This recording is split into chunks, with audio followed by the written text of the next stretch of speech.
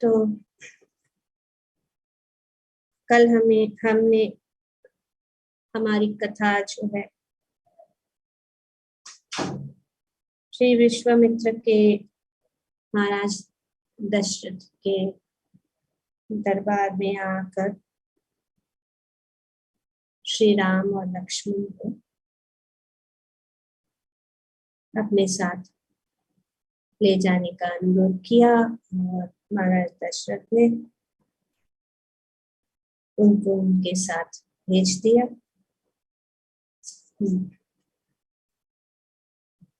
तो जैसे ही वे बाहर निकले, शीघ्र ही विश्वामित्र राम और लक्ष्मण अयोध्या के बहुत दूर निकल आए। सरयू नदी के किनारे किनारे लगभग 20 किलोमीटर तक चलने के बाद विश्वामित्र रुक गए और बोले, प्रिय राम, थोड़ा सा जल ग्रहण करके शुद्धिकरण के लिए आचमन करें। अब मैं आपको बल और अतिबल नामक मंत्र की दीक्षा दूंगा।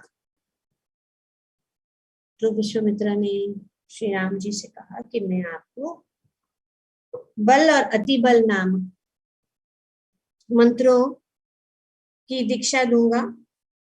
इन मंत्रों का ज्ञान प्राप्त कर लेने पर आप थकान और वृद्ध अवस्था के प्रभाव से मुक्त हो जाएंगे और आपको अतुलनीय ज्ञान और शक्ति प्राप्त होगी।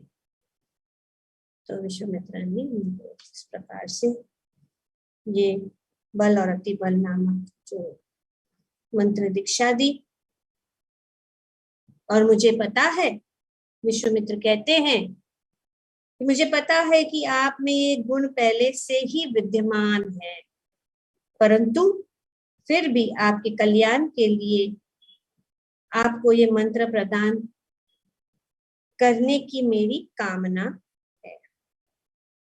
बल और अतिबल नामक मंत्रों की दीक्षा प्राप्त करने के बाद भगवान राम का तेज 1000 सूर्यों के तेज के समान हो गया।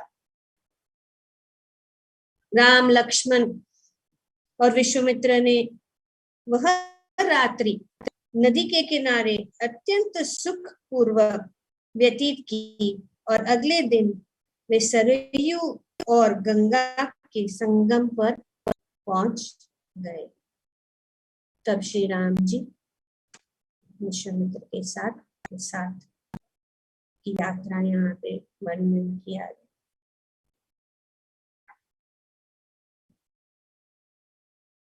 राम ने वहां पर ऋषियों का एक आश्रम देखा, तो उन्होंने इसका इतिहास जानना चाहा। विश्वामित्र बोले, यह वही स्थान है जहां कामदेव द्वारा भगवान शिव की तपस्या में विघ्न डाले जाने के कारण शिवजी ने उन्हें जलाकर राख कर दिया था। तो ये आश्रम पहुंचे और उन्होंने देखा। ऋषियों द्वारा स्वागत किए जाने पर इन तीनों यात्रियों ने उनके आश्रम में ही रात बिताई। अगली सुबह उन्होंने गंगा नदी पार की।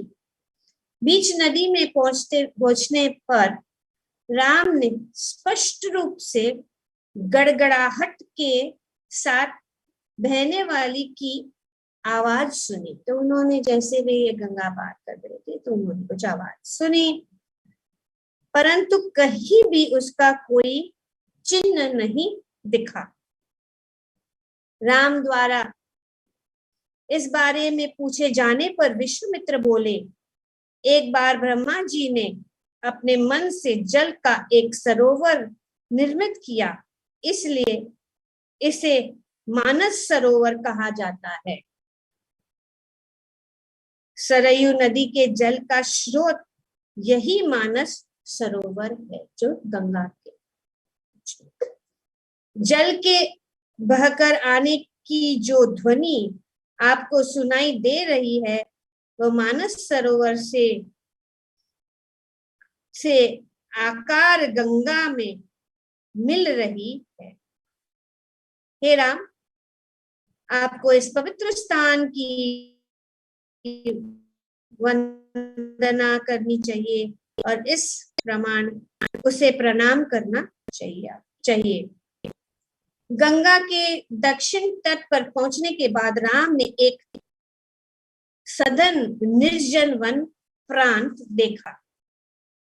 वह बोले, इस निर्जन वन को देखकर किसी भी व्यक्ति के हृदय में भय का संचार हो सकता है। एक ऐसा स्थान, कृपया करके मुझे बताइए कि इसका क्या कारण है। विश्वामित्र बोले, इंद्र ने जब वृत्रासुर का वध कर दिया तो उसके बाद वह पापों से व्याकुल हो उठे और इस कारण से उनका तेज नष्ट हो गया। इंद्र को सामान्य स्थिति में लौटने के लिए देवगणों ने वैदिक मंत्रों से अभिमंत्रित किए हुए गंगा जल से उन्हें स्नान कराया। फिर इंद्र की समस्त अशुद्धियां वाले इस जल को उन्होंने इस स्थान पर फेंक दिया। इसलिए इस स्थान ने इंद्र के समस्त पापों को स्वीकार कर लिया, परंतु बदले में स्वर्गाधिपति इंद्र ने इस स्थान को अत्यंत समृद्धिशाली होने का वरदान दिया। इसके परिणाम स्वरूप यहाँ मालदा और करुषा नाम दो समृद्धिशील राज्य की स्थापना हुई। तो अब ये यात्रा कर रहे श्री राम जी विश्वामित्र के साथ अनेक स्थानों पर वे जा रहे हैं और विश्वामित्र उनको हर स्थान के विषय में बता रहे। जब राम जी पूछ रहे तो अब ये स्थान जो था ये मालदा और करुषा, बाद में इस स्थान में ताड़का नामक एक दुष्ट राक्षसी यहाँ आई और यहाँ के नागरिकों को आतंकित करने लगी। तो उनका आतंक करने लगी यहाँ पे कौन? ताड़का। राक्षस शुंड की पत्नी ही ताड़का है और उनका पुत्र मारीच है, जिसका वध करने के लिए ही मैं आपको यहाँ लाया हूँ। ताड़का के भयानक प्रकोप से यहाँ के सभी लोग धीरे धीरे यहाँ से चले गए और यह क्षेत्र पूर्णतः निर्जन हो गया। तो ताड़का के कारण यहाँ का जो स्थान है निर्जन हो गया। मेरे प्रिय राम, विश्वामित्र कहते हैं, मैं चाहता हूं कि आप आज इस राक्षसी का संहार कर दे और इस प्रकार इस स्थान को उसके आतंक और अत्याचार से मुक्त कर दे। जब तक यह राक्षसी जीवित है तब तक कोई भी इस वन में प्रवेश करने का साहस नहीं करेंगे। हे राम, ताड़का अत्यंत दुष्ट है, इसलिए उनके स्त्री होने के कारण उनका संहार करने में किसी भी प्रकार की हिचक नहीं करे। अभी देखिए भगवान राम भी पहले जो राक्षसी का वध कर रहे वो है एक स्त्री, और कृष्ण लीला में भी हम देखते हैं हे भगवान पूतना। तो इसीलिए यहाँ पे विश्वामित्र कह रहे हैं कि स्त्री होने के कारण उनका संहार करने के में किसी भी प्रकार की हिचक नहीं करे। राम ने कहा, आप मेरे गुरु हैं, इसलिए आपकी आज्ञा का पालन करना मेरा कर्तव्य है। यह रामचरित्र। यहाँ पे भगवान वो विश्वामित्र कह रहे कि ये स्त्री है, उनका वध करो। वो कहते हैं इसमें कोई संदेह ही नहीं, आप मेरे गुरु हैं, जो भी आप कहेंगे मैं इसका पालन करूंगी। और यह कहकर उन्होंने अपने पराक्रमी धनुष की डोर पीछे खींचकर टंकार ध्वनि पैदा की। ये टंकार ध्वनि पैदा करने के बाद राम ने जब धनुष की डोर को कंपित करते चारों दिशाओं में भयानक टंकार ध्वनि गूंजने दी, तो सभी जीव धनुष की टंकार की भयानक ध्वनि से भयभीत हो उठे। यह ध्वनि ताड़का की गुफा में भी गई और उसे सुनकर वह राक्षसी क्रोध से कुपित हो उठी। ताड़का ने आग बबूला होकर हवा में छलांग लगाई और इस ध्वनि के आने की दिशा में तेजी से बढ़ चली, और तभी राम ने उसे पास आते हुए देखा। तो अभी ये राक्षसी वहां पे आ गई।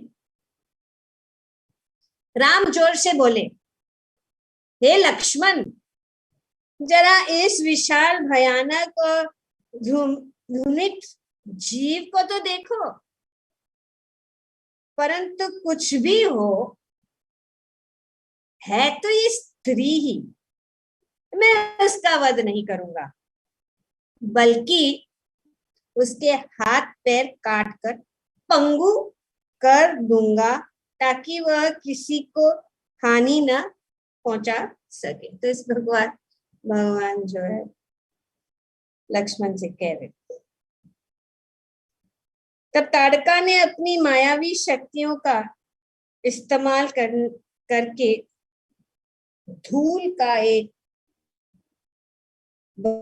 एंडर उठा दिया, एक धूल का पूरा जो है उठा दिया, जिससे कुछ समय के लिए राम और लक्ष्मण कुछ भी नहीं देख। इतना धूल उठा लिया उन्होंने, पूरा ऐसा तूफान जैसा, साइक्लोन जैसा, कि उनको कुछ दिखाई नहीं। इसके बाद उसने आसमान से पत्थरों की बौछार करनी शुरू कर दी। तो ये उन्होंने क्या किया, आसमान से पत्थरों की वर्षा। राम तत्काल सचेत हो गए और अपने बाणों से उन्होंने सभी पत्थरों को चूर चूर कर दिए और फिर ताड़का के हाथ काट दिए।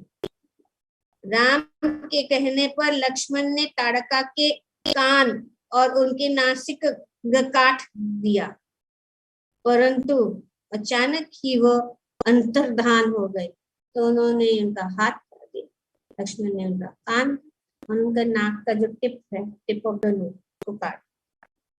अब ताड़का ने अदृश्य होकर फिर से पत्थरों की बौछार करने शुरू कर दी, और ठीक तभी विश्वामित्र ने कठोर स्वर से आग्रह किया, हे राम, सांझ हो रही है, संध्या का समय, अभी सांझ हो रही है।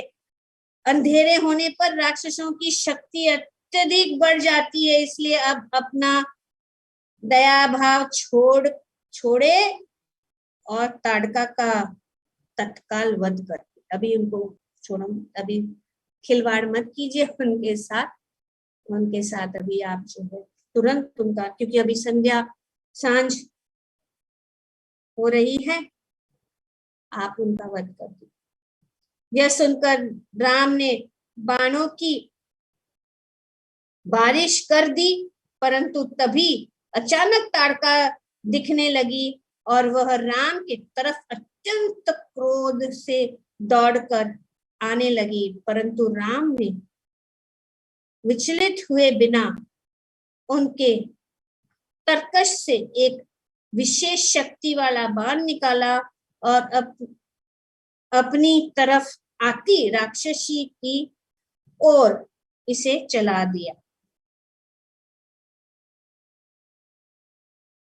तो इस प्रकार से ये बाण ने ताड़का के हृदय को आर पार भेद दिया और दर्द से बिलबिलाती हुई राक्षसी भयानक गर्जना के साथ धरती पर गिरी और उसके प्राण पखेरु उड़ गए। तो इस प्रकार से तो अब जब ऐसा हुआ तो इंद्र की अगुवाई में देवतागण एक एकांत स्थान पर विश्वामित्र से भेंट करने लगे। तो जब ऐसा हुआ तो विश्वामित्र से मिलने के लिए एकांत स्थान में ये सब करने के लिए आए और उन्होंने कहा, श्री राम को हमारी ओर से एक अत्यंत महत्वपूर्ण कार्य करना है, इसलिए आप बिना समय गवाए दिव्य अस्त्रों का अपना समस्त ज्ञान उन्हें प्रदान करें। तो देवताओं ने विश्वामित्र से कहा कि आप उनको समस्त ज्ञान जो है, अस्त्र शस्त्र का जो भी ज्ञान है, अस्त्रों का जो भी समस्त ज्ञान उनको प्रदान करें। यह कहकर देवगण तत्काल ही वहां से अंतर्धान। विश्वामित्र राम और लक्ष्मण ने वह रात वहीं पर शांति के साथ बिताई। अगले सुबह विश्वामित्र ने राम को दिव्य अस्त्रों से संबंधित अपना समस्त ज्ञान दे दिया। राम ने जब दिव्य अस्त्रों को जागरूक करने वाले मंत्रों की दीक्षा प्राप्त कर ली तो यह दिव्य अस्त्र मानव रूप में उनके सामने प्रकट हो गए। तो हम देखते हैं कि किस प्रकार से सब जो है सभी चीजों का भौतिक आध्यात्मिक जगत में सब चीज जो है उनका जो है मूर्तिमान स्वरूप होता है। तो इस प्रकार से जो ये दिव्य अस्त्रों का भी जो है मूर्तिमान स्वरूप होता है और वे जो है भगवान के सामने प्रकट हो गए मानव रूप में। और वे बोले, भगवान राम कृपया करके हमें आदेश दे कि हम आपकी क्या सेवा कर सकें। भगवान राम बोले, मेरा अनुरोध है कि जिस समय मैं आपको आवाहन करूं उस समय आप मेरे सामने प्रकट हो जाए। तो भगवान राम ने इस प्रकार से दिव्य अस्त्रों के जाने के बाद विश्वामित्र राम और लक्ष्मण ने अपनी यात्रा जारी रखी। काफी दिन चढ़ जाने पर वे विश्वामित्र के आश्रम पहुंचे, जिसे सिद्ध आश्रम कहा जाता है। तो विश्वामित्र का आश्रम भी पहुंचे। विश्वामित्र के शिष्यगण बाहर आए और उन्होंने अपने गुरु का तथा राम व लक्ष्मण का स्वागत किया। तो विश्वामित्र बोले, प्रिय राम, यह स्थान इससे पहले यह जो स्थान विश्वामित्र का जो आश्रम का जो स्थान है वे बता रहे कि यह स्थान इससे पहले भगवान विष्णु का निवास स्थान था, जहां वह अपने वामन देव अवतार में के समय रहते थे। आप भी सभी जीवों कि वही भगवान है जो मानव रूप में अवतार हुए हैं। इस पवित्र स्थान में इतनी शक्ति है कि यह किसी भी व्यक्ति को जन्म और मृत्यु के बंधनों से मुक्त कर देता है। आप इसे अपना ही गहन समझे। इसके बाद विश्वामित्र ने अपने अपने यज्ञ को जारी रखने की तैयारी शुरू कर दी, जबकि राम और लक्ष्मण अपने अपने धनुष लिए हुए यज्ञ क्षेत्र की निगरानी के काम में जुट गए। तो जैसे विश्वामित्र वो अपना यज्ञ शुरू कर दे तो वे राम और लक्ष्मण उनके यज्ञशाला को वहां पे उनसे निगरानी रखने लग गए। इस तरह 6 दिन और 6 रात बिना किसी दुर्घटना के बीते गए और कोई भी नहीं सोया। फिर 6ठी रात को जब सोम रस निकाला जाना था और यह बहुत महत्वपूर्ण रात थी, तभी आहुति की अग्नि अचानक बहुत चमक के साथ जल उठी, जो राक्षसों के शीघ्र ही आने का संकेत थी। तब अभी जो अग्नि एकदम बहुत ज्यादा आगे चमकने लगी और ये एक संकेत दे रही कि राक्षसों के शीघ्र ही आने का एक संकेत। कुछ ही पल में आकाश क्षेत्र से भयानक गर्जन की ध्वनि सुनाई देने लगी, क्योंकि मारीच और सुबाहु बिना किसी चेतावनी के अनेक संगी राक्षसों के साथ जमीन की ओर झपट पड़े। तो जैसे ही बहुत ही महत्वपूर्ण रात थी, उसी दिन वे सब आ गए। नहीं तो शांति थी। श्री राम जी और लक्ष्मण जी वहां पे निगरानी कर रहे थे। अपनी मायावी शक्तियों का प्रयोग करके इस राक्षसों ने आहुति के वेदी पर रक्त, पस, मल, मूत्र, मांस और अन्य प्रदूषित वस्तुओं की बौछार करने शुरू कर दी। अभी ऐसे प्रदूषित कर। तो भगवान राम बोले, प्रिय लक्ष्मण, मैं अपने अस्त्र शस्त्रों से इन दुष्ट राक्षसों को यहाँ से भगा दूंगा, परंतु मैं उनका वध नहीं करूंगा, क्योंकि अभी इनके भाग्य में कुछ और वर्ष तक जीवित रहना लिखा है। तो भाग्य का भगवान कह रहे कि मैं उनको भगा दूंगा, लेकिन उनका वध नहीं करूंगा, क्योंकि इनका भाग्य में लिखा है कि इतना और उनके जीवन में और भी थोड़े वर्ष है। यह कहकर राम ने एक शक्तिशाली बाण चला दी, जो मारीच के सीने में जा लगा और इसके प्रहार से वो मरे बिना समुद्र के बीच में जा गिरा। तो भगवान ने एक बाण चला। इसके बाद एक अन्य बाण से भगवान राम ने सुबाहु का सीना भेद दिया और वह मृत होकर जमीन पर गिर पड़ा। तीसरे दिव्य बाण को जागृत करके भगवान राम ने बचे हुए सभी राक्षसों को तितर बितर करके भगा दिया और यज्ञ क्षेत्र में एक बार फिर से शांति स्थापित हो गई। तो इस प्रकार से भगवान ने इन सबको भगा दिया और इसी कारण जो है विश्वामित्र जो है श्री राम और को जो है अयोध्या से उनके आश्रम में लेके आए, ताकि वे जो यज्ञ को जो राक्षसों द्वारा जो प्रदूषित हो रहा था उनसे बच जाए। सिद्ध आश्रम में रहने वाले सभी ऋषि मुनि बाहर आए और उन्होंने भगवान राम को राक्षसों का मर्दन करने के लिए बधाई दी और उसी संध्या को यज्ञ सफलतापूर्वक संपन्न हो गया। तो उन्होंने जो यज्ञ करना था सफल हो गया।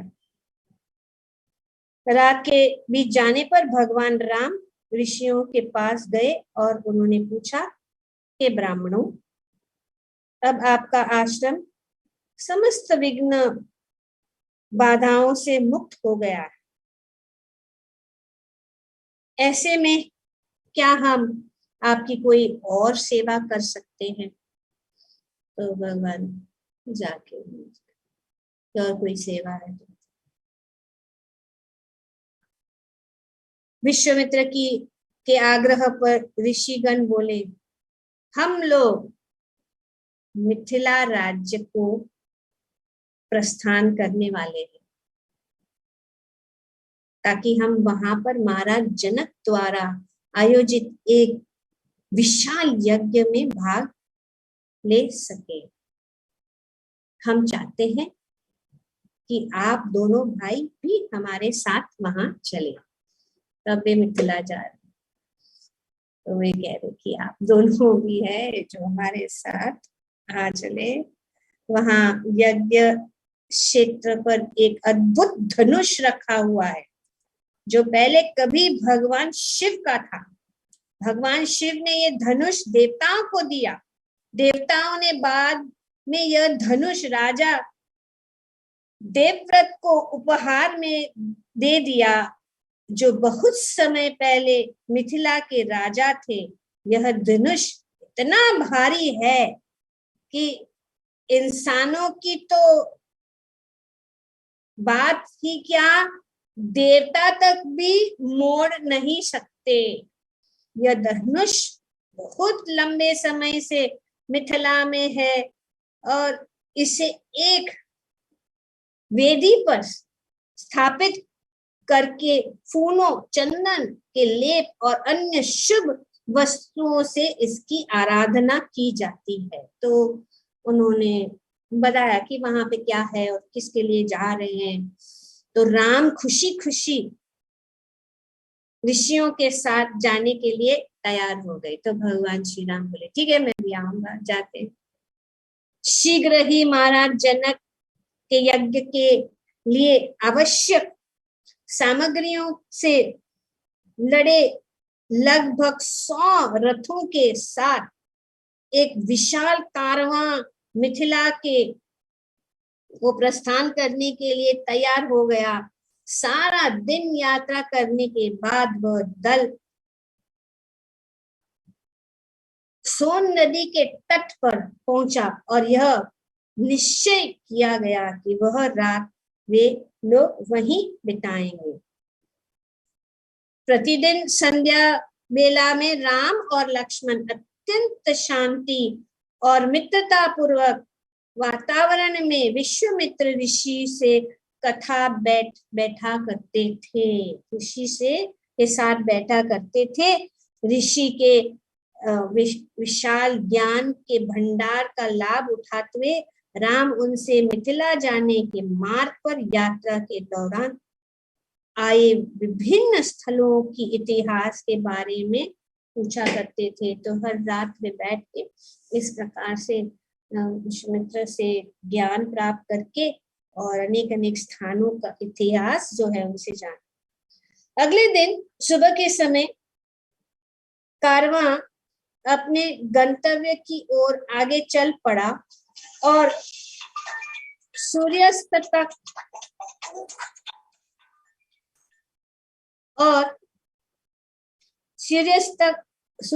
तक वे लोग गंगा नदी के तट पर पहुंच गए। उस दिन संध्या वाले बेला में विश्वामित्र ने राम और लक्ष्मण को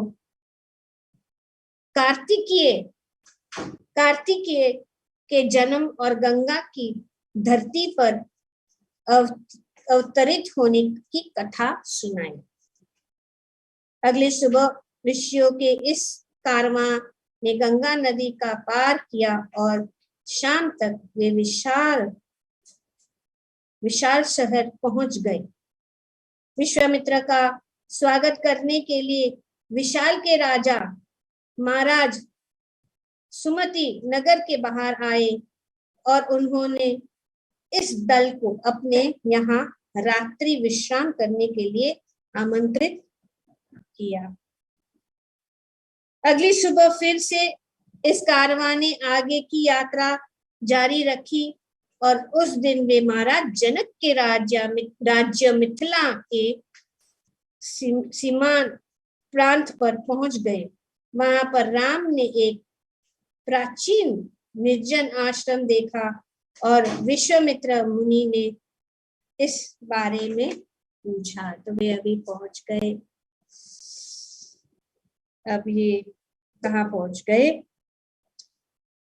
विश्वामित्र बोले, यह किसी समय ये गौतम ऋषि का आश्रम हुआ करता था। तो अभी ये आश्रम किसके ऋषि? गौतम ऋषि का ये आश्रम हुआ करता था, जो अपनी पत्नी अहल्या के साथ यहाँ पर तप किया करते थे।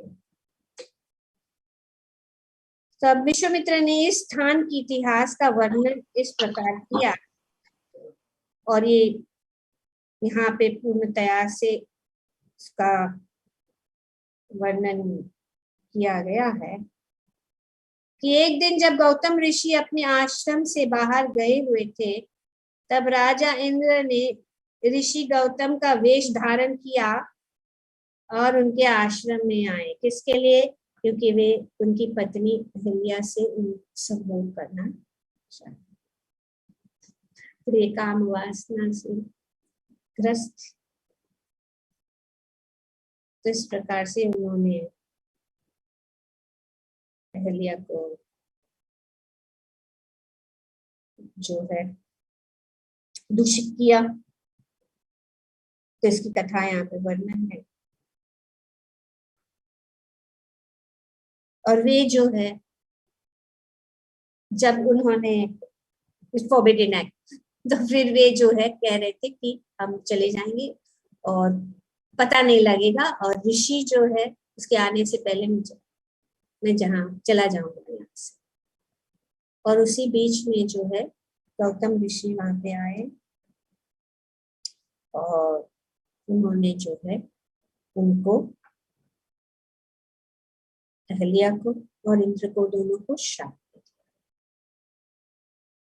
उन्होंने कहा, अरे नीच स्त्री, अब से तुम इस आश्रम में किसी को भी देखे बिना अदृश्य होकर अकेली ही रहे। तुम कुछ भी खाने पीने में असमर्थ हो जाएगी और तुम्हें राख के बिस्तर पर लेटना पड़ेगा। तो इस प्रकार से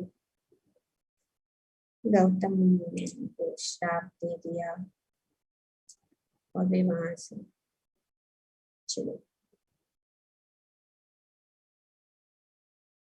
तो इसीलिए विश्वामित्र जी कहते हैं, हे राम, आइए हम गौतम ऋषि के आश्रम में चले ताकि आप अहल्या को उसके पति के श्राप से मुक्त कर दें। तो विश्वामित्र ने राम जी से कहा।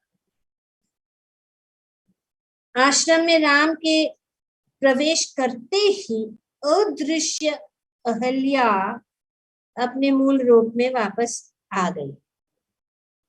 जैसे ही श्री राम जी वहां पे पधारे तो वे अपने मूल, और उनका दैहिक रूप तप के तेज से धमक रहा था। तो उन्होंने किया, गौतम ऋषि ने कहा था कि आपको भविष्य में जब प्रभु राम यहाँ पे आएंगे, मैं तुम्हें श्राप दे रहा हूँ, भविष्य में जब भगवान प्रभु राम यहाँ आएंगे तो तुम उनका आतिथ्य सत्कार करोगी, तब वह तुम्हारे पाप से तुम्हारा वास्तविक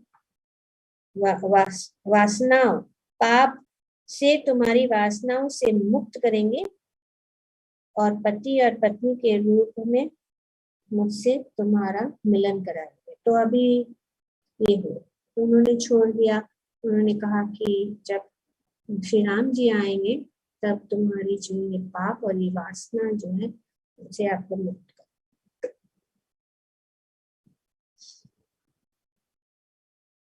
तो इस प्रकार से राम जी जब प्रवेश करते हैं, अदृश्य अहल्या अपने मूल रूप में वापस आ गई और उनकी दैहिक रूप तप के तेज से दमक रही। राम और लक्ष्मण ने आदर सहित अहल्या के चरण स्पर्श किए और अहल्या के ने विश्वामित्र सहित राम लक्ष्मण का हर प्रकार से आदर सत्कार करके स्वागत किया। यह सब होते ही स्वर्ग से पुष्पों की वर्षा होने लगी और आकाश से संगीत ध्वनि सुनाई देने लगी। इसके बाद अपनी पत्नी से मिलने के लिए गौतम ऋषि भी वहां आ गए और उन्होंने राम और लक्ष्मण की अत्यंत श्रद्धा पूर्वक आराधना की। तो इस प्रकार से वे दोनों वापस मिल गए, वे दोनों एक हो गए। इसके बाद राम और लक्ष्मण के साथ विश्वामित्र ऋषि महाराज जनक के यज्ञ क्षेत्र की ओर चल पड़े। वहां पर संपूर्ण पृथ्वी से आए हजारों ब्राह्मणों की उपस्थिति देखकर प्रभु राम प्रसन्न हुए। सभी श्रेणी के दर्शनार्थियों के लिए तंबुओं की व्यवस्था की गई।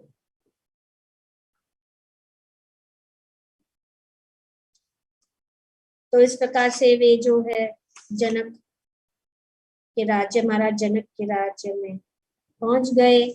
वहां पे बहुत अच्छी व्यवस्था की गई और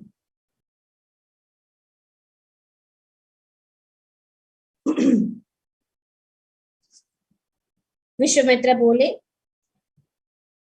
जब वे जनक महाराज से मिले, विश्वामित्र को सर्वश्रेष्ठ ऋषियों के बीच अपने आसन पर बिठाकर जनक बोले, यह यज्ञ 12 दिन में संपन्न होगा और इस बीच देवतागण अपना अपना अर्पण ग्रहण करने के लिए स्वयं यहाँ प्रकट होंगे। कृपया कर मुझे ये बताए कि आपके साथ ये दो महान व्यक्ति कौन है। उन्हें देखकर ऐसा जान पड़ता है कि मानो स्वयं देवता मानव रूप में प्रकट हुए हैं। तो वे पूछ रहे हैं कि कौन है ये दोनों आपके साथ में। विश्वामित्र बोले, ये दोनों युवक महाराज दशरथ के पुत्र हैं और उनके नाम राम और लक्ष्मण। मेरे यज्ञ में विघ्न डाल रहे राक्षसों का संहार करने के लिए मैं उन्हें अयोध्या से अपने आश्रम ले गया था। ये यहाँ पर उस अद्भुत धनुष को देखकर आए हैं। ये यहाँ पर उस अद्भुत धनुष को देखने आए हैं जिसकी आराधना आप इतनी मनोयोग और श्रद्धा के साथ करते हैं। तो ये जो आए हैं आपके ये धनुष को देखने के लिए। अगली सुबह महाराज जनक ने विश्वामित्र, राम और लक्ष्मण को बुलाया। अत्यंत आदर पूर्वक उन सभी का अभिनंदन करने के बाद वे बोले, मुझे पता है कि आप जैसे महान व्यक्तित्व बिना किसी उद्देश्य के यहाँ नहीं आए हैं। कृपया करके मुझे बताएं कि मैं किस प्रकार से आपकी सेवा कर सकता हूँ। विश्वामित्र ने मुस्कुराते हुए उत्तर दिया, राम और लक्ष्मण यहाँ सिर्फ इसलिए आए हैं क्योंकि वे उन अद्भुत धनुष को देखने के लिए अत्यंत उत्सुक थे जिसकी आराधना आपके कुल में इतनी दीर्घ काल से होती आ रही है। तो इस प्रकार से जो है उन्होंने महाराजा जनक को बताया कि उनका कारण क्या है, और महाराजा जनक जो है उन्होंने इस धनुष के विषय में जो है उनका इतिहास जो है उनको बताया। बहुत समय पहले भगवान शिव ने दक्ष के यज्ञ को भंग करने के लिए इस धनुष को प्रयोग किया था। उन्हें यज्ञ का यथोचित अर्पण नहीं दिया जाने के कारण भगवान शिव ने यह धनुष उठाया और देवताओं को संहार कर देने की धमकी दी। यह सुनकर देवगण अपने होश में लौटे और उन्होंने किसी तरह भगवान शिव को शांत किया, और तब भगवान शिव ने देवताओं को अपना धनुष दे दिया। बाद में देवताओं ने मेरे पूर्वज महाराज निमिक के ज्येष्ठ पुत्र देवव्रत को यह धनुष दिया। तो इस प्रकार से ये धनुष किस प्रकार से आया। अब जो है महाराजा जनक बता रहे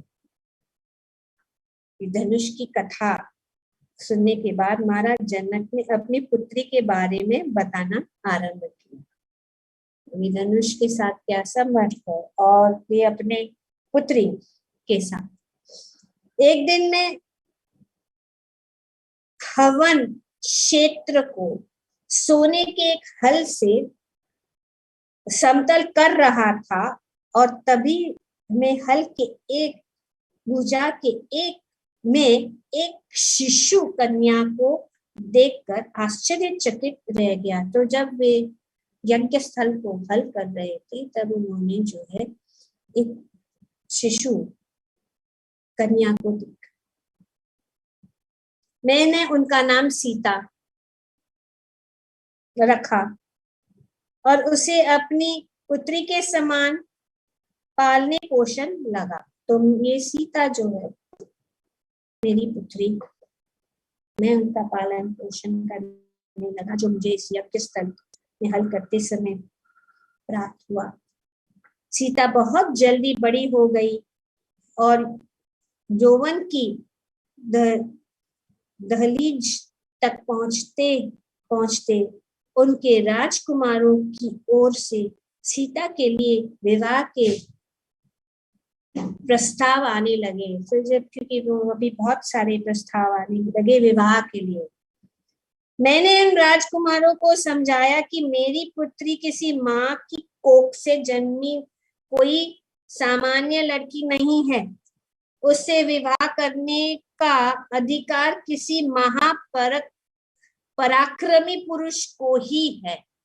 तो जनक महाराज ने ऐसा कहा, ऐसे वैसे नहीं है मेरी पुत्री, उसका विवाह एक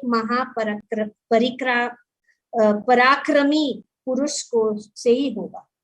राजकुमारों ने सब यह पूछा कि उनसे किस प्रकार से पराक्रम की अपेक्षा की जाती है। तो मैंने उन्हें भगवान शिव का धनुष दिखाया और उस पर प्रत्यंचा चढ़ाने को कहा। तो ये एक शर्त रखी गई। प्रत्यंचा चढ़ाना या प्रत्यंचा चढ़ाने के लिए धनुष को मोड़ पाना तो दूर रहा, अधिकांश राजकुमार धनुष को उठा तक नहीं सकते। तो जितने भी राजकुमार थे, जितने भी वहां पे आए थे, कोई भी वो धनुष को तो उठाना और ये प्रत्यंचा चढ़ाना तो दूर की बात है, लेकिन वे जो है उसको हिला भी नहीं सकते, उठा भी नहीं सकते। इस कारण उस राजकुमारों ने स्वयं को अत्यधिक अपमानित महसूस किया। फिर उन्होंने साथ मिलकर मिथिला पर आक्रमण किया। अभी ये जो है इन राजकुमार जो थे उनको जो चाहिए था नहीं मिला, तो साथ मिलकर किसके ऊपर, मिथिला पर आक्रमण किया। फिर उन्होंने साथ मिलकर मिथिला पर आक्रमण कर दिया और 12 मास तक घमासान युद्ध चलता रहा। तो ये युद्ध चलता रहा 12 मंथ्स, 12 मास। अंततः जब मेरी सेना कमजोर पड़ने लगी तो मैंने अत्यधिक आवेश से देवताओं की प्रार्थना करने उनका सहायता मांगा। तो उन्होंने देवताओं की प्रार्थना की। मेरी प्रार्थना सुनकर देवगणों ने एक दिव्य सेना भेजी और इस दिव्य सेना को देखकर ही वे सभी राजकुमार डर कर भाग गए। तो ये संभाल, क्योंकि राम भगवान शिव के धनुष को देखने के लिए अत्यंत उत्सुक है, इसलिए मैं धनुष को उनके देखने परखने के लिए यहाँ मंगाऊंगा। अभी वो जो है जनक महाराज कह रहे हैं कि उनको देखने की इच्छा, तो मैं जो है उनको यहाँ मंगा लेता। अगर राम इस पर प्रत्यंचा चढ़ाने में सफल होते हैं तो मैं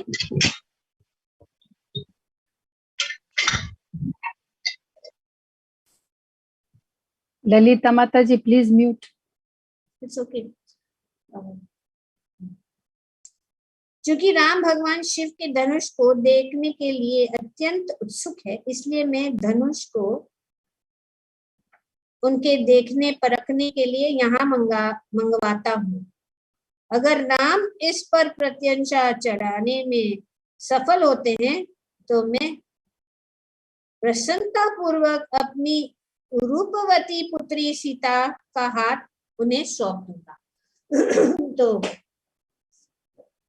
जो है जनक जी कहते हैं, महाराज जनक ने धनुष को लाने का आदेश दिया और शीघ्र ही 500 बलिष्ठ पुरुष 500 कैसे उसको लाने के लिए, धनुष को लाने के 500 बलिष्ठ पुरुष उस विशाल धनुष को खींचकर लाते हुए देखे। आप अंदाजा लगा सकते कितना।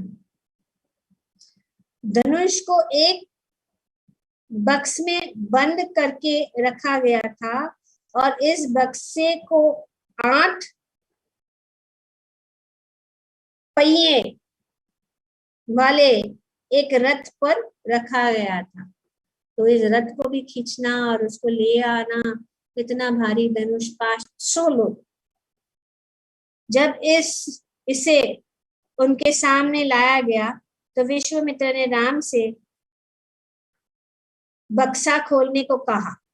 उस समय तक हजारों लोग उत्सुकता पूर्वक वहां पर जमा हो गए। तो अभी ये इतना सब बड़ा कार्य हो रहा है, बहुत लोग जमा हो गए, क्या होने वाला है। राम अत्यधिक प्रसन्नता पूर्वक नेत्रों से उस अद्भुत धनुष को निहार रहे थे कि तभी महाराज जनक ने उन्हें चेताया। अभी महाराज जनक कह रहे कि देखो, महान देवता, दानव, राक्षस, यक्ष, गंधर्व और नाग तक इस पराक्रमी धनुष को मोड़ नहीं पाए हैं, तो भला कोई मनुष्य इस पर प्रत्यंचा कैसे चढ़ा सकता है। तो उन्होंने कहा, पता नहीं था किसको कह रहे हैं, लेकिन उन्होंने इस प्रकार से श्री राम जी से कहा। तो इसके बावजूद तो भगवान राम को तो पता है ये तो एक खिलौना है उनके लिए। राम ने खेल खेल में अपना बाया हाथ, नॉट इवन राइट, बाया हाथ धनुष के मध्य से रखा और अभी सब लोग ये देख ही रहे थे कि राम ने बिना कोई जोर लगाए धनुष को इसके बक्स से बाहर निकल गया। तो जैसे कोई एक छोटा सा खिलौना उठा लो से, तो भगवान ने इस प्रकार से इस धनुष को बाएं हाथ से, जब देखते देखते लोग देख ही रहे अभी क्या होना, उतने में इतने जल्दी उन्होंने उसको उठा लिया। इसके बाद सभी को आश्चर्यचकित करते हुए राम ने एक ही क्षण में इस पर प्रत्यंचा चढ़ा दी, एक ही क्षण में, और अत्यंत बलपूर्वक इसे मोड़ना जारी रखा। तो अचानक तड़तड़ता से आवाज आने लगा, तड़तड़ता कर टूटने की भयानक गर्जना करता हुआ ये धनुष बीच से टूट गया। प्रत्यंचा तो लगा ही, लेकिन टूट गया।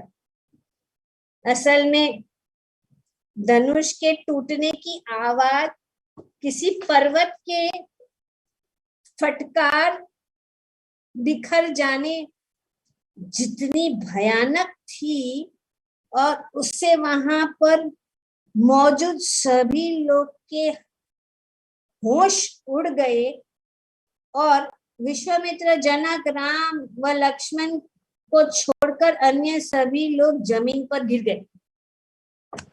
वो टूट गया तो इतना सबके होश उड़ गए कि वे तुरंत जो है वहां पे जमीन पर गिर गए।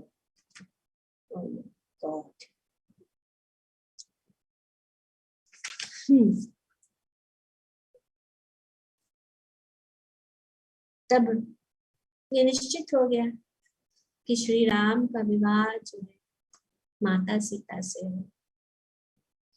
तो महाराज जनक ने विश्वामित्र से अनुरोध किया कि वे महाराज दशरथ को राम और सीता के विवाह में सम्मिलित होने का निमंत्रण पहुंचाने का कार्य करे, उनको बुला लो।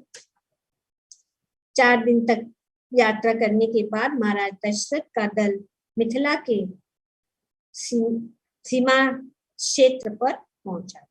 महाराज जनक अत्यंत प्रसन्नता से के साथ अपने अतिथियों का राजऋषि स्वागत सत्कार करने के लिए नगर के बाहर आए। महाराज दशरथ द्वारा अपने पुत्रों के साथ परामर्श करने के बाद यह निश्चित किया गया कि विवाह संस्कार ठीक अगले दिन एक शुभ मुहूर्त में किया जाए। तो इस विवाह का समय फिक्स हो गया। अगले सुबह सभी लोगों के आ जाने पर महाराज दशरथ ने महाराज जनक से यह अनुरोध किया कि वह वशिष्ठ मुनि से अपने राजवंश का इतिहास सुने। तो ये भी जरूरी है। तो उन्होंने वशिष्ठ मुनि से सुना। इस गाथा के समाप्त हो जाने पर विश्वामित्र ने महाराज जनक से औपचारिक तौर पर यह अनुरोध किया कि वह अपनी 2 पुत्रियां सीता और उर्मिला का विवाह राम और लक्ष्मण के साथ करने की अनुमति दे।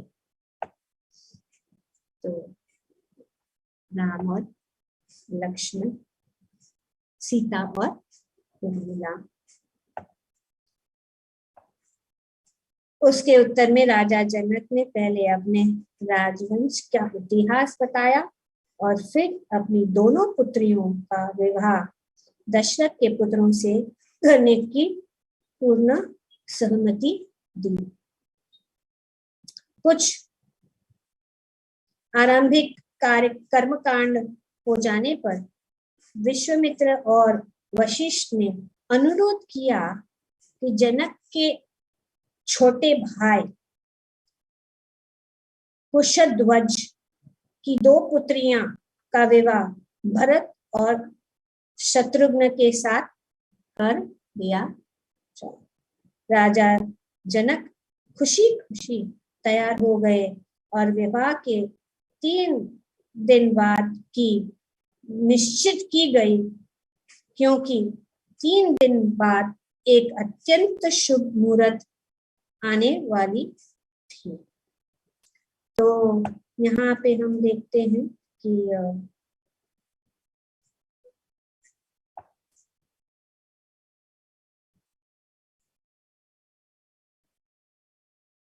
सभी जो है चारों भाइयों का विवाह नियत दिन विजया नामक शुभ घड़ी में विशिष्ट मुनि महाराज जनक के पास जाकर उससे बोले, कौशल नरेश अपने चारों पुत्रों के साथ बाहर खड़े उनकी प्रतीक्षा कर रहे हैं, जो उन्हें आपकी पुत्रियां देंगे। आइए और अधिक विलंब किए बिना शुभ विवाह समारोह आरंभ किया जाए। राजा जनक ने महाराज दशरथ को सुनाते हुए उत्तर दिया, राजा अतिथियों के स्वयं अपने महल में प्रवेश करने के लिए भला किसकी अनुमति चाहिए? मेरे विचार से यह राज्य कौशल नरेश का ही है। चारों राजकुमारियों से आने के को कहे ताकि विवाह समारोह तत्काल आरंभ।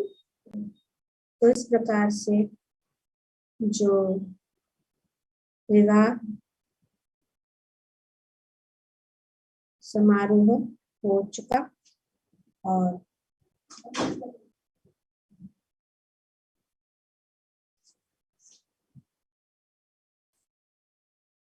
श्री राम और सीता जी का विवाह होने के बाद वे जो है अयोध्या की ओर चल पड़ते हैं। विवाह उत्सव के संपन्न हो जाने पर विवाह में उपस्थित सभी लोग रात्रि विश्राम के लिए चले गए। अगली सुबह विश्वामित्र ऋषि हिमालय को प्रस्थान कर गए। थोड़ी देर बाद महाराज दशरथ अपने चारों पुत्रों और पुत्रवधुओं के साथ अयोध्या को चल पड़े। तो इस प्रकार से वे वहां से चल पड़े। थोड़ा ही है, समय तो है।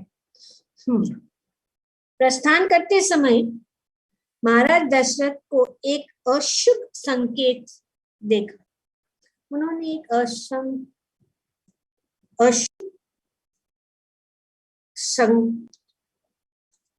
अशुभ संकेत देखा। उनके सिरों के ऊपर विभस्त पक्षी तेज स्वरों से चित्कार कर रहे थे। जो उनके सिर के ऊपर कुछ जो पक्षी है इससे बहुत तेज स्वरों में चित्कार कर रहे थे, जो अशुभ। तो इसके लिए जब वे ऐसा हुआ तो उन्हें अशुभ लगा, पर आगे फिर उन्होंने हिरण को अपने पथ पर बाएं से दाएं जाते हुए देखा, जो एक शुभ शगुन था। भयभीत होकर राजा ने वशिष्ठ मुनि से उसकी चर्चा की। तो वशिष्ठ मुनि ने अशुभ संकेत का अर्थ किसी संकट का संकेत बताया कि ये कुछ संकट वशिष्ठ मुनि, और कहा कि शुभ शगुन से यह आश्वासन मिलता है कि भयभीत होने की कोई आवश्यकता नहीं। तो ये कुछ अशुभ, जो कोई संकट आने वाला है, पर ये शुभ शुभ शगुन भी हुआ, तो इसके लिए भयभीत मत हो। तो जैसे ही वे बात ही कर रहे थे, तो भयंकर आंधी चलने लगी और धरती डोलने लगी, जिससे उनके अनेक वृक्ष उखाड़ कर जमीन पर गिर गए। चारों दिशाओं में धूल के वंडर उठने लगे और इतना अंधकार छा गया कि सभी लोग हक्के बक्के रह गए और बहुत व्याकुल हो उठे। महाराज दशरथ, उनके चारों पुत्रों, विशिष्ट और अन्य ऋषि ही मात्र ऐसे थे जो अभी भी शांत थे। तो इस प्रकार से भयानक आंधी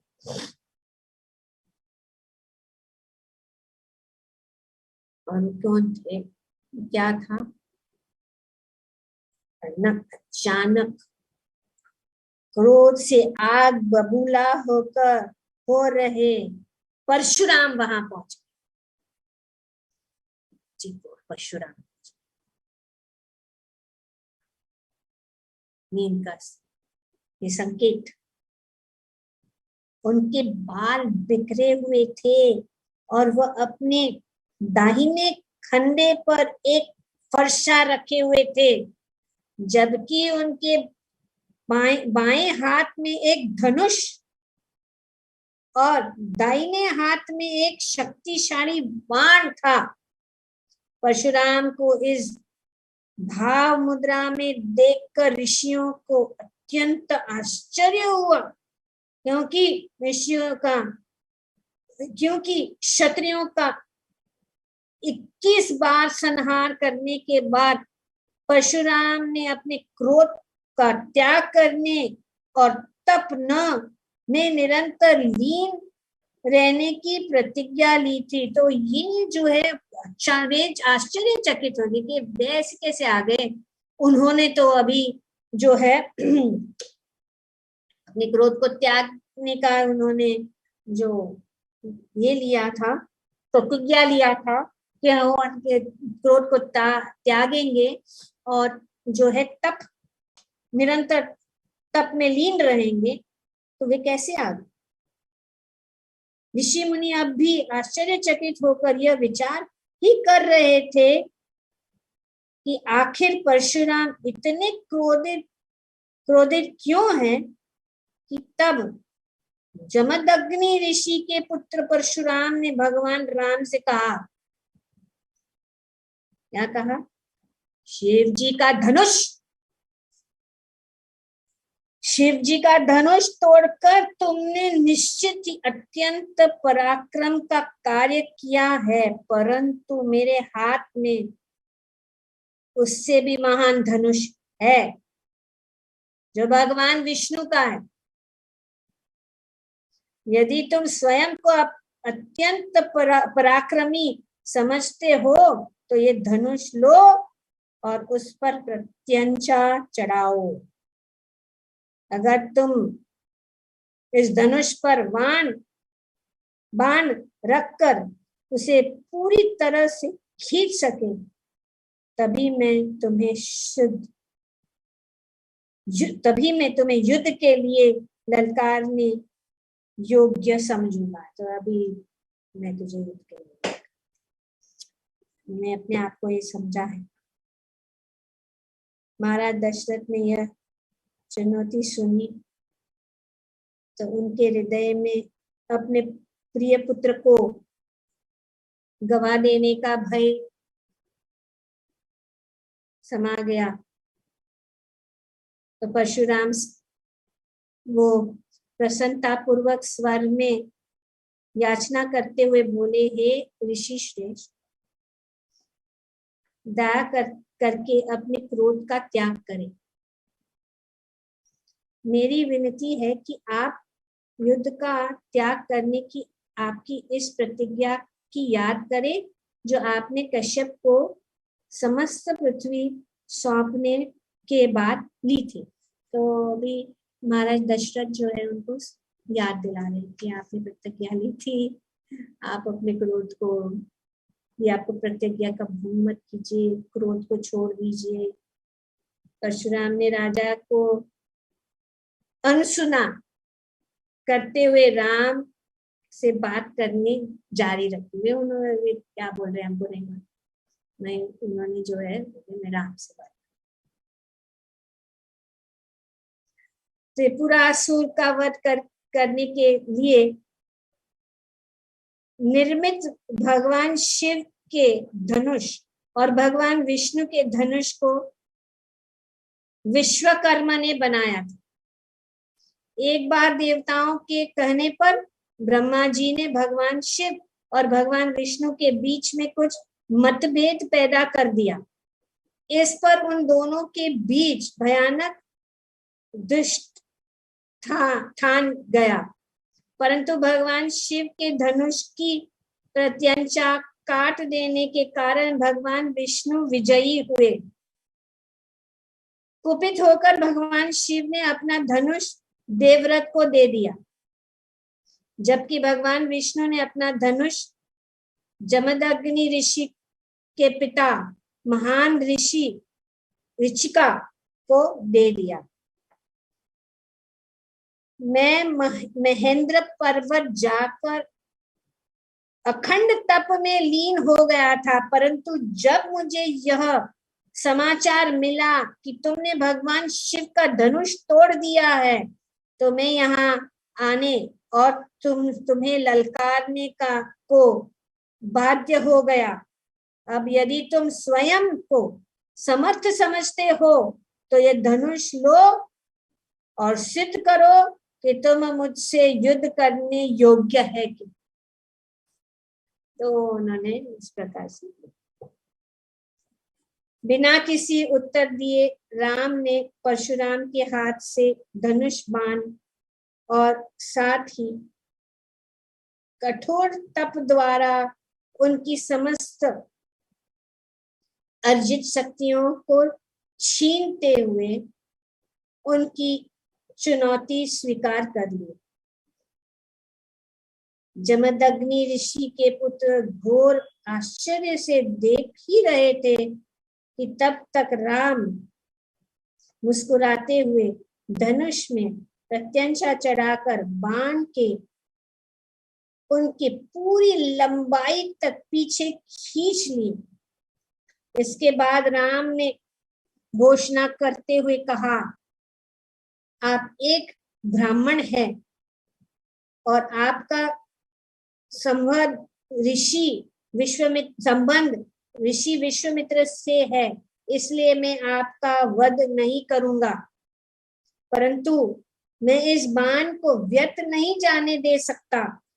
इसीलिए आपकी चुनौती का उचित उत्तर देते हुए अब मैं इस बाण का प्रयोग कठोर तप के परिणाम स्वरूप आपके द्वारा अर्जित स्वर्ग की प्राप्ति से पुण्य को नष्ट करने में करूंगा। तो उन्होंने कहा कि अभी तो आपको मैं तो नहीं, आपके साथ नहीं कर सकता, मैं आपको मार नहीं सकता, क्योंकि आप जो है आपके ब्राह्मण भी है और आप विश्वामित्र के संबंधित है, तो इसके लिए मैं आपको नहीं मार सकता।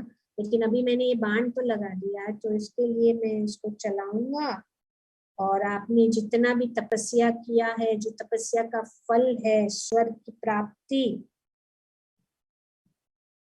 मैं उसको नष्ट कर, आपके फल को मैं नष्ट कर। सभी देवगण और दिव्य ऋषि आकाश में एकत्रित हो गए थे। परशुराम निशस्त्र हो चुके थे और अब वह चकित नेत्रों से भगवान को देखने के अतिरिक्त और कुछ भी कर पाने में असमर्थ थे। अंततः जब राम ने बिना हिले बाण को अपने कान तक खींचा तो परशुराम पराजित स्वीकार स्वर में धीरे धीरे बोले, जब मैंने कश्यप को पृथ्वी दी तो उन्होंने मुझे आदेश दिया कि अब मैं पृथ्वी पर न रहूं और उसी कारण से मुझे रात होने से पहले यहाँ से अवश्य ही जाना होगा।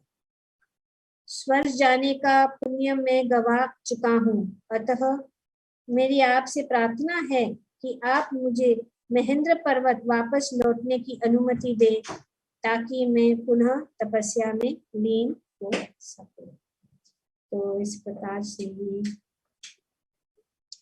जो है परशुराम ने भगवान से की अनुमति से वे वापस जो है महेंद्र पर्वत चले गए और वे कह रहे हे राम, मैं यह जान चुका हूँ कि आप स्वयं भगवान विष्णु हैं और इसीलिए आपसे पराजित होने पर मुझे कोई लज्जा नहीं। तो इस प्रकार से वे जो है अयोध्या पहुंच गए। सीता और राम का एक दूसरे के प्रति जो अनुराग दिन प्रतिदिन अधिक अधिक बढ़ता गया और इस प्रकार से वे जो है बहुत ही शांति पूर्वक जो है वहां पे रहने लगे। तो ये बालकांड जो है आज हमने कंप्लीट किया है। तो कल से हम अयोध्या कांड में जाएंगे। तो इसमें हमने देखा कि वाल्मीकि से नारद जी की भेंट हुई। वाल्मीकि द्वारा शिकारी निषाद को शाप, ब्रह्मा जी द्वारा वाल्मीकि को आशीर्वाद, वाल्मीकि द्वारा रामायण की रचना, लव और कुश द्वारा रामायण का पाठ, अयोध्या नगरी का वर्णन। तो इस प्रकार से संतानहीन महाराज दशरथ का दुख और अनेक अनेक बहुत सारी जो चीजें हैं हम लोगों ने कुछ दिनों में हम इस बाल कांड में पढ़ा। कल से होगा अयोध्या कांड।